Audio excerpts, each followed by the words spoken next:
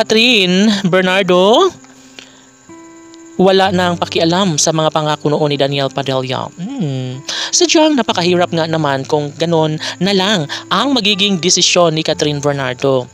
Alam ng lahat na sadyang hindi papayag si Catherine na maun siya lamang ang kanyang pag-ibig para kay King Daniel. Noon ay talaga nga namang pilit na ipaglalaban ni Queen Catherine ang kanilang mga pangako sa isa't isa ni King Daniel. Ngunit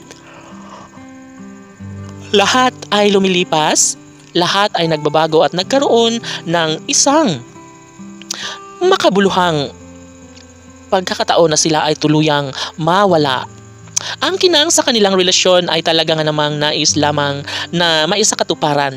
Sabi nga ng lahat na hindi kailanman magbabago ang isang tunay na pagmamahal sa isa't isa na nararamdaman sa mga puso ni Christina at ni Catherine Bernardo at Daniel Padilla.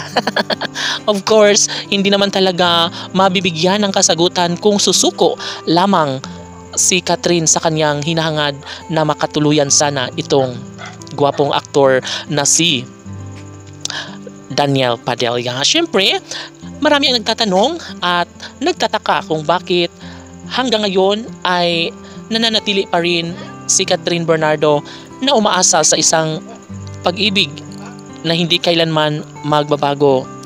Isang pagmamahal na talaga nga namang dapat sanay magkaroon ng magandang pagbabago. Pagkakataong sanay maisakatuparan ang kanilang pag-iisang dibdib na siyang pinangarap. Kailanman ay kayang patunayan ni Catherine Bernardo ang lahat sa kanilang pagkakataon na dapat ay wala ng pagsubok na talaga nga namang hindi matatawaran sa isang pag-ibig ni Catherine para kay Daniel.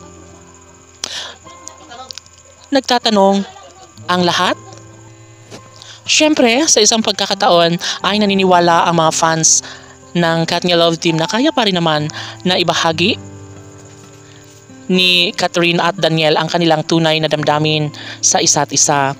Wala nang mahihiling pa ang taong bayan kung talagang nais ni Catherine at Daniel na ipagpatuloy ang kanilang mga sumpaan ay posible pa rin naman na mangyayari talaga ang kanilang pinangako noon. At hanggang ngayon nga